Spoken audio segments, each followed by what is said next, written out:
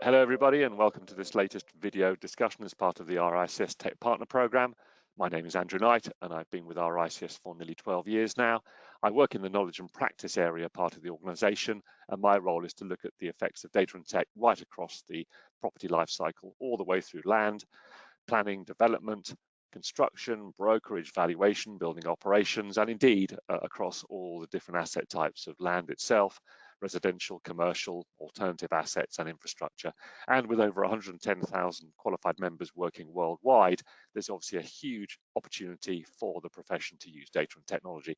And today I'm really happy to have William Harris again with me from Gmaven. So William, do join me.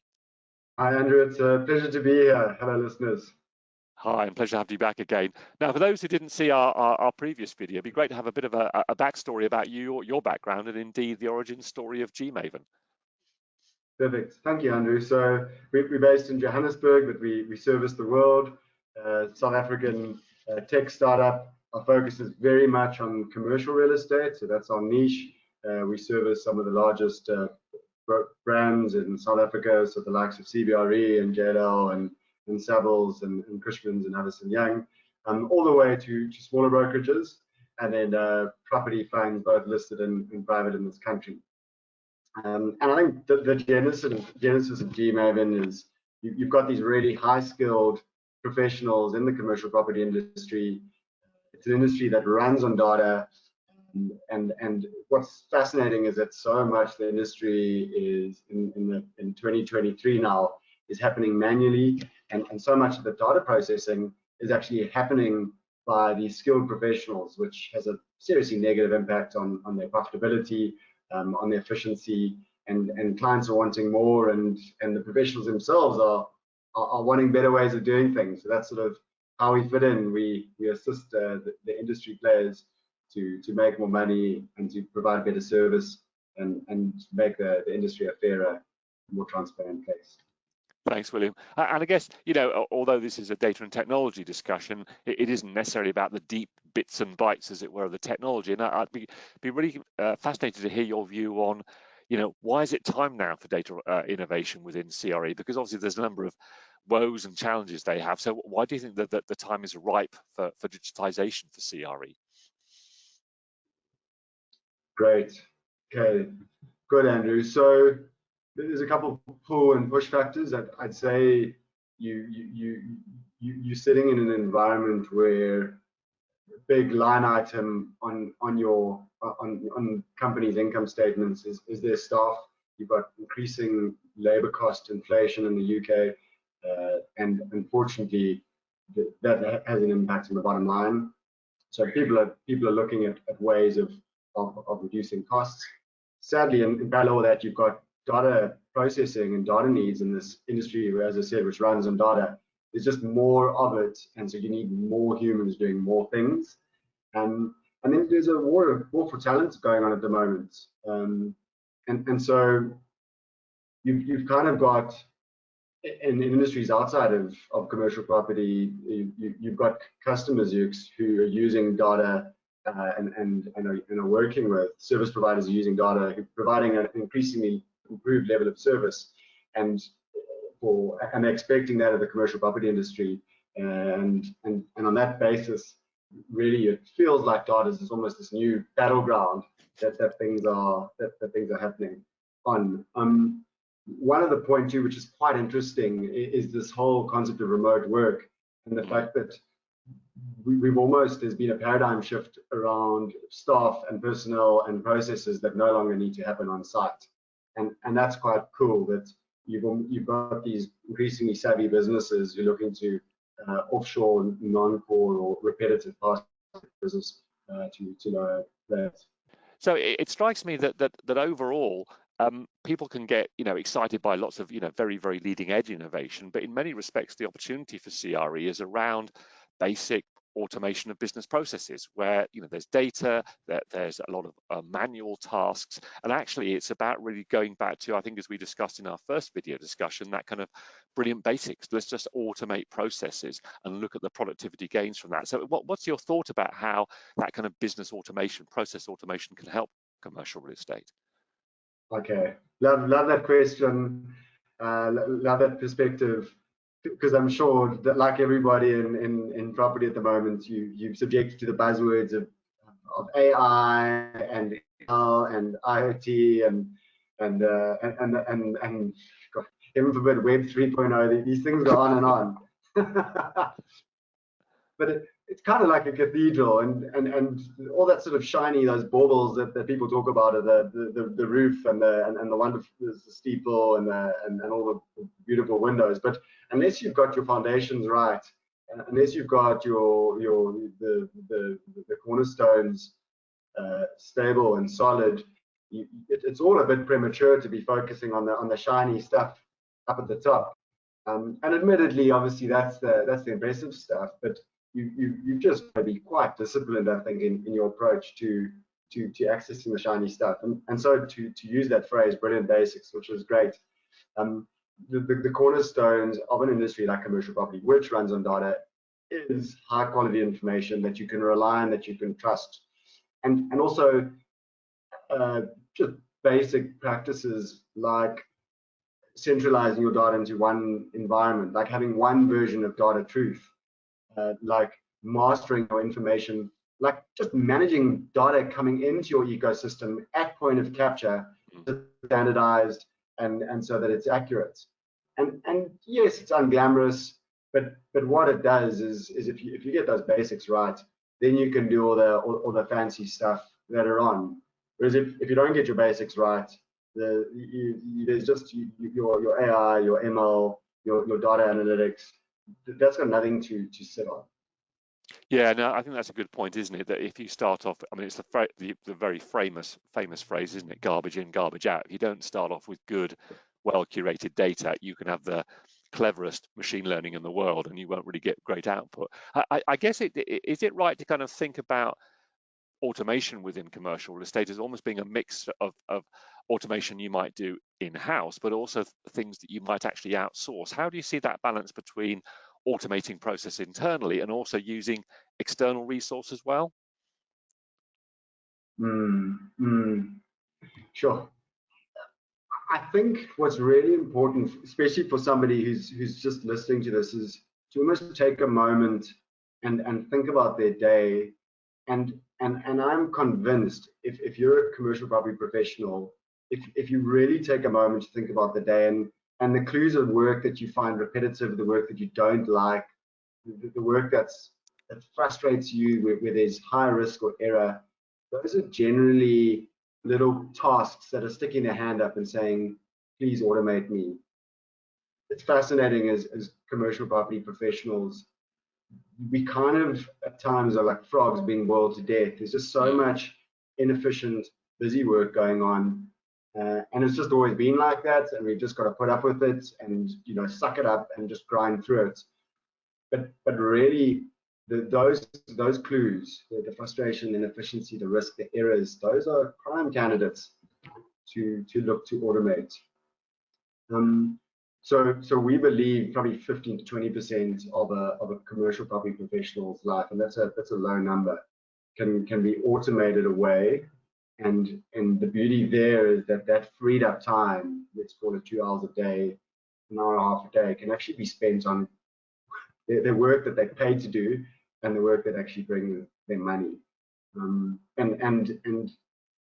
yeah, you could almost, as a listener, just reflect on those pieces of work that you're doing internally. There's so many candidates wherever you look in this industry. It's massive, $33 trillion. It's a huge industry, and it's just so much inefficiency wherever you look. That second point around automation, I think and whether that can be outsourced, you've obviously got the sort of the automation, which is authentic automation, which is technology that is taking a human process and instead of it taking 25 steps and 8 hours, it's just replicated by clicking a button. That's the authentic automation. But the other type of automation, and obviously that's sort of outsourced by way of to technology. The other one is the interesting concept of a mechanical Turk, where you've almost got this entity which looks like it's automated, but it's actually humans running a process underneath. And and that also is another form of automation, and those are generally where you've been disciplined, and not even disciplined, where you've just structured your thinking and maybe brought somebody in to understand how processes run. Those are also like almost non-tech ways of automating your business and operationalizing things. And what's also quite convenient, and we've done it in our business, is with the differences in time frames, you could almost at 5 o'clock ship some work off and come in the next morning and it's been taken care of. So you've almost got a business that's working 24/7, and the nice thing is the producers, the guys earning the money, don't really have to take a break from what they love doing best. So from your perspective, given what Gmaven is delivering, what does outsourcing actually look like in terms of I mean, you've mentioned that great example of almost using the time zones, but in terms of the actual building blocks of how you can outsource part of your data processing, what does that look like? Awesome. I'll give an example. So we've a classic example in South Africa. You've got I think this is why it's nice to talk to RICS, because they're panels here. You've got brokerages who are looking to and I think let's just focus down on specifically one set of the industry. So we're looking at tenant rep, occupier services, where you've got tenants. We're looking to understand what the market is doing and looking to professionals to advise them on what their options are if they were to look to relocate. In a tenant engaging with a professional, they're expecting that professional to have near complete information about their options. Now, a professional may know a lot about commercial property. They may know an extreme amount about the intricacies of the lease and be really able to understand the tenant's business. But what a tenant is also needing them to do is to have that universe of data, almost if you think about it like a shopping website or an Amazon.com where or a flight booking thing where you want to know all your options. That's kind of what a tenant is expecting of a broker. And so what we do, great examples, we get on the end of all those vacancy schedules across South Africa. It's about 90 million square feet. It's over 300 odd businesses, and we take that data so in really unstructured formats and centralize that off PDFs and Excels and emails and any different format, and actually centralize that data into a standardized structured format, which we can then feed directly into these commercial property professionals' systems pretty much in near real time, so that they can talk with a huge amount of confidence when they're engaging with potential tenants about what that population of data looks like. So to go back to that sort of air flight example, where somebody's looking to book a flight to, let's say, Sydney tomorrow, those websites like kayak.com that aggregate all that data into one place and give the consumer a lot of comfort that they're in the hands of professional. That's exactly what we assist commercial property brokers and tenant reps and occupier services press guys in the country to do, but really fast with huge levels of confidence, and probably about a quarter or a tenth of the price, depending on the cost structures that it would take for them to do in-house. So, I mean, from the perspective of the clients you work with, how should they approach this? I mean, if they recognise there's an opportunity here, what steps do they need to take to prepare themselves to understand where they should focus on? So, you know, what's your recommendation, your advice to firms thinking, well, yes, we can reap some benefits from this, but how do they start? How do they organise themselves to work with organisations like yourselves? Sure, that's a great question. I've got a lot of belief in and faith in these businesses, that fundamentally these businesses have got a sense that things aren't right. They may not be able to articulate it in a data analytics BI speak friendly way, but that's irrelevant. They in their guts know when things aren't right and what parts of the business they've got a really strong sense that parts of the business that just don't feel right. And so we engage with clients who all exist on a continuum. We've got some guys who process flowed their whole business, and they can point you to a specific part of their process flow with inputs and expected outputs and all the sort of algorithmic permutations, and have a very detailed conversation there. But we've also similarly got guys who can in words paint a picture, and as you engage with them, and this happens really quickly, you can almost quite clearly articulate where the challenges are and identify where the opportunities are. And that's where the secret sauce is the clients have got a really strong idea of the business value of interventions. And from our side, we can almost provide a bit of guidance on the tech complexity. And so if they've got 10 possible interventions, we can serve back to them the tech complexity / cost of those. And these guys are smart. They can very quickly do ratios where they go, geez, this will take a week or cost 10 beans and it'll deliver 5 bits of value, where this will take 1 day and 1 bean and it'll deliver 100 bits of value. And immediately you start identifying a prioritization where, Pareto, the 20% of effort is going to deliver 80% of the results. And it's such a fun process because every single business is different, but and how they see things is different, but there are some common strands which we can latch onto and peel away in the engagement with our clients. And really, I think that just talks to successful businesses who almost see themselves as data partners to their clients. I mean, our core business isn't earning fees, providing service to tenants or transactions. Really, what our core business is pretty much being an outsourced data, technology, and IT partner to our clients.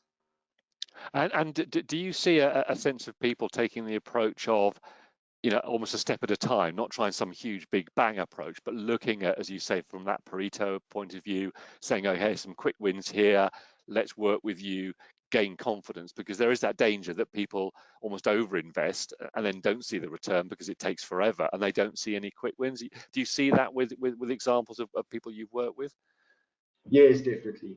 And that's, I think, where experience comes in, and that's where that transparency and that investment from both sides comes in, where we've got a part to play, where we've got to equip the decision makers with data for them to make, specifically around the tech complexity and the cost. And from their side, once you give them that information, then their brains click into gear. But it really is finding that first example of an intervention which can add some measurable value and promise the sort of fabled cost savings, efficiencies, turnaround times, and improve sort of more of a focus on the business for these guys. But it does start with the first thing, yes. Indeed. And you've obviously mentioned sort of what I would call perhaps obvious benefits in terms of cost reduction, but have you almost seen some surprising benefits that people are getting from it now in terms of things that perhaps they couldn't do at all before, or other kind of outcomes that have almost just, as I say, been advantages that just weren't almost thought about when they began some kind of automation? Sure. The one that did pop to mind, Andrew, we've seen stories where you've got very skilled, undervalued people sitting in roles where they've got tremendous domain IP. They really understand the domain, but they're kind of trapped in this busy work space where they can't almost get out of it because they can't go up and add more value to the business, and they've got a lot of value to add. So the second you come in and take that busy work away from them, it's almost like someone's been walking with a backpack on, and that sort of ton backpack falls off them. They just rise, they stand up taller, they start contributing and making a difference to their organizations, and they can because they've got such deep institutional knowledge and so much domain IP that they can be tremendously valuable. And that's a cool one that we've seen a couple times over, and it's weird how these people's roles change in a positive way in the organization. We've loved that. Another thing that's just fun is again, like PropTech really irritates me when a lot of guys talk about PropTech, because they make it seem like such an intimidating thing. When the second these businesses start seeing what technology can do in their organizations and the value that different paradigms, outsourcing data or tweaking, automating processes, it's incredible how those brains activate and they become PropTechs. Like they literally start thinking like projects and start coming with incredible ideas, and they you can see their faces start lighting up when they almost realize they've got all the stuff that they never really knew about that they can do. I love that.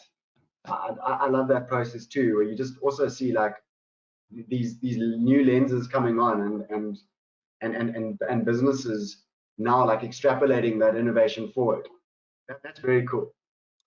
And what about the flip side? Once again, putting ourselves in the shoes of your customers, because obviously, there are some inherent risks, and obviously some companies will be more risk averse than others. But what are the kind of things that companies should think about in terms of managing some potential risks in this kind of model?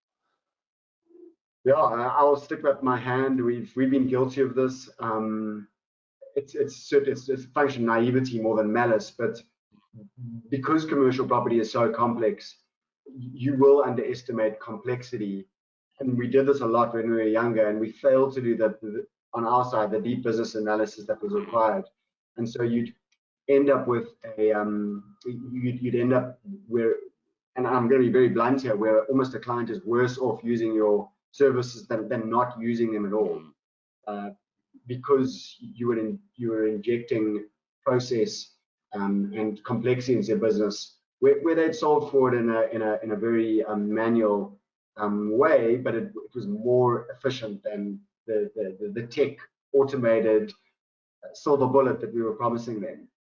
Those good lessons have been learned, but there is that sort of weird, and we've actually written an article about this because it is so important. You've almost got this like exponential chart, which over passing of time, you initially start off with negative value, and then neutral value, and then there comes a moment where you almost hit like pen and paper solution, a phase where your product is, or solution is kind of the same as pen and paper solutions. Then you hit a holy grail where you accelerate through, and then it's undeniably superior to existing pen and paper Excel type solutions. But there is that journey, specifically where we're less mature service provider, which you are at risk of inflicting on your customer. And again, it's not out of malice, it's more naivety. We've also encountered guys who've kind of delegated processes or entrusted work to third parties, where they kind of feel that they're being tyrannized by these third parties. They can't access their data. They're involved in some poor decisions have been made for whatever reason, and they're now kind of feeling trapped, and it's not a happy relationship. And I think that I don't think either party is looking to enter into a relationship like that, but I think it is very important just to mitigate the risk that there's high levels of communication and transparency and exit opportunities for both parties at any point in the interaction.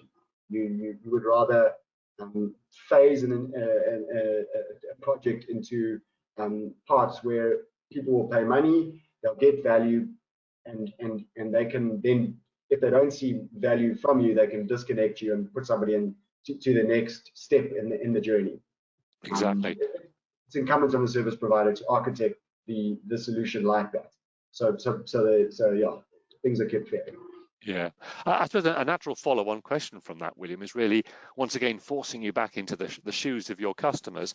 What should they look like? What should they do when they're evaluating potential service providers? Because clearly they have lots of choices. We have a really innovative environment here, but what should their kind of vendor scorecard look like in terms of looking when they're going through the kind of beauty parade, if I use that phrase?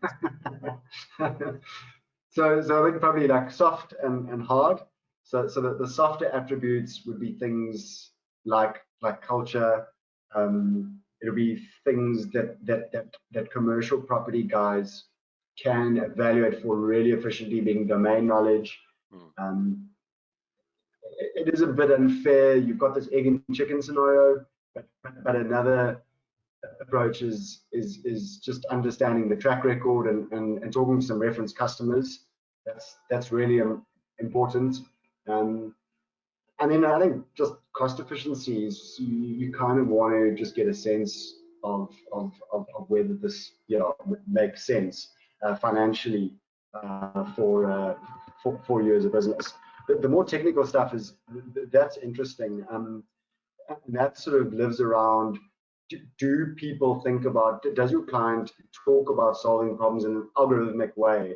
Because that's, you need them to be thinking like that in order for solutions to be scalable. So are they looking to plot your business and algorithmically define solutions? And an algorithm sounds like a complex thing. It shouldn't be. It's just, there's an if-then statement, and what do you expect at this phase, and next, and next, and next, and ensure that that is all documented. I mean, that's a dead giveaway. If guys are trying to sort of freestyle a bit and not adopting the rigor of documenting, then it's opening you up to risk, and it's opening them up to risk. Do these guys have code assets? So again, are they thinking about it from a scalable solution way? Have they got access to, or can they get access to reference data, and do they understand how that works? Talking to that sort of algorithmic thinking, like, do they have the ability to create algorithms and pioneer new algorithms? And a really, really, really tough one for guys to evaluate. And again, I can stick my hand up and say we were making tech decisions 8 years ago, which we are, and I can't name vendors, which we regretted and have had to go through iterations to solve. But there are some tech decisions which you need to, will indicate your service provider's level of maturity in the space. I can just provide a general framework for that.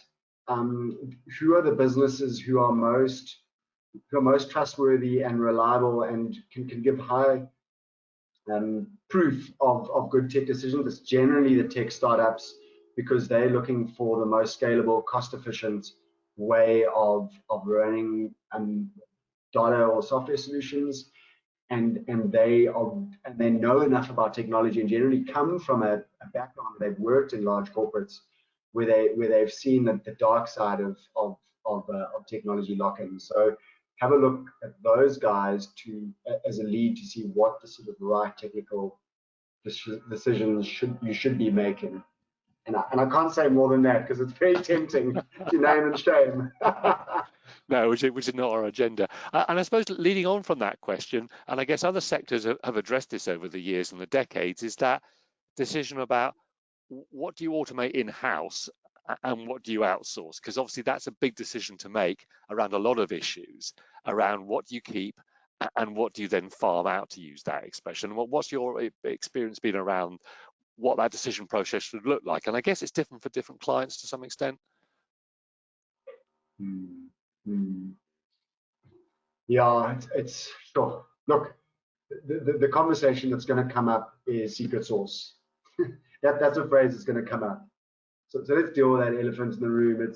It's really important, I think, for clients to be clear about what their secret sauce is, and conversely, what's not their secret sauce.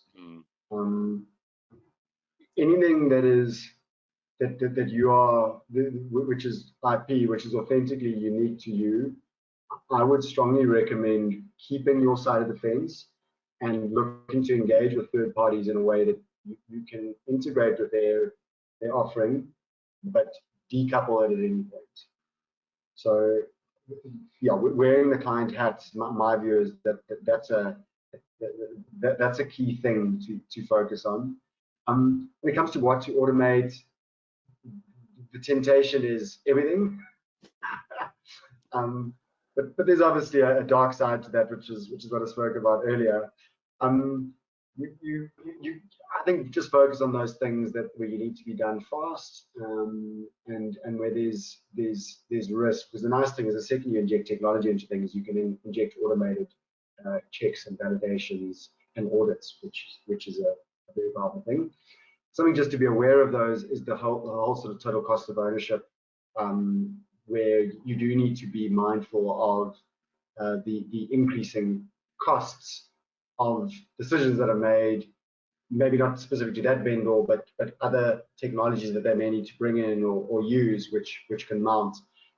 And again, I've seen the bad side of technology. These guys price their things quite interesting. So in the beginning, they're selling you the Kool-Aid and it's all very cheap. But when the hook's in, you're addicted, and you now start putting bigger volumes of data or transactions through the system, you're crying. Yeah, I think that the in-house stuff. So yeah, anything that's client interface specific, anything that you need, that is I call it a shop front, like anything that you need to be differentiated on, that I'd keep in-house. And anything processes that are just infrequent and complex, like that's, you're not going to get your efficiencies there. Yeah. Indeed. Well, I guess a final question on a couple of points for you, William.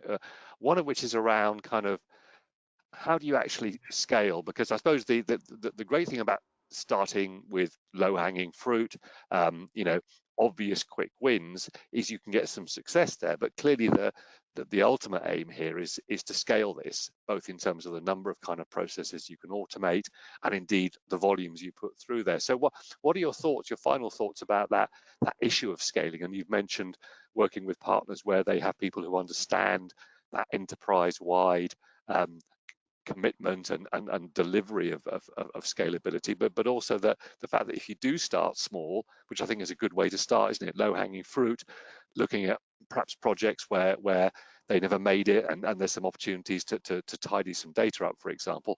How do you start small but still have your eye on that bigger win of scale and resilience for something that ultimately ends up automating your whole enterprise? I think you're giving yourself away as a technologist here, Mr. Knight. we are an optimists. I mean, that's why we're in this game. We that holy grail of a completely automated enterprise where the brain's trust is very focused on what they love and brings the most money. I mean, it's a big giveaway. So I think, yeah, I love that point you made just around finding some neglected, not urgent but important projects which have kind of gathered dust, but we know you need to do, but it's just something that you don't have the hands for it. That's always like a good way to start. That's always like a low win, and whether the nice thing is not mission critical. So whether it's done or not, you know worse off. But if it's done and done well, then you kind of got enough data points that you can actually evaluate your service provider is who she or he says they are. Going back, yeah, I think that the best metaphor to maybe use is, I don't know if, I mean, I've made lots of mistakes in my life, and one of them is taking houses and renovating them piecemeal, rather than engaging with an architect who will give you the end, what the end house needs to look like. So rather than doing something and then, oh geez, that wall shouldn't have been there in the larger scheme of things, knocking it down. So that's generally a good way to do about this, is once you've got a bit of faith and comfort in your service providers, then and you've dated a bit, is then maybe going a little bit higher up into the holding hands in public sort of phase. You're not talking getting married, but maybe just holding hands in public and starting to undress a bit and share a little bit more about how your organization is now and where you want to see it, and almost just process, just drawing, diagramming out very simply. I mean, this can live in one PowerPoint, just how these sort of blocks start interfacing and then with each other and what they look like. And that's quite a tough thing to do, just to name the blocks. These guys can do it well. And then you can start drilling down into the blocks. And the nice thing, kind of like that house metaphor, is you end up with sort of a future state of how you want your organization to look. And then if you're dealing with somebody where there's that level of trust and communication, you can then start figuring out, again, you know the business value that automating this block will give you. Service provider, how long is it going to take and what's it going to cost? And once you've got a whole bunch of those answers, then you just start driving the prioritization process yourself. And that's cool, because you kind of you get on a journey together. You can start projecting where your business is going to be. You can start plugging that into your strategic thinking. You can start making decisions around personnel. You can start almost using that data of your improving business to start attracting talent, and differentiating yourself and plugging into your marketing processes. Everything's interconnected, but that's a really fun, enjoyable part of the process, where you can see business people can now start really thinking strategically about their business and embracing PropTech, but not in a way that's intimidating. Like they're in complete control of the whole process. No, and I suppose it's fascinating conclusion to comment that, as ever, it's more about the people and the processes than actually the bits and the bytes, isn't it? It's about people on both sides of that client supplier working together, understanding the problems. And I love that story you told about the, the backpack, that sort of release for domain experts who now can really add value, because there is this kind of rhetoric around technology replacing people when actually it's technology working with people, that sort of augmenting people with technology, and the fact that we still need those people skills, that domain knowledge, and technology isn't going to supply that, and it does free up the profession to really add their value. Well, but for today, it's been a great conversation as ever, William, and I look forward to catching up again.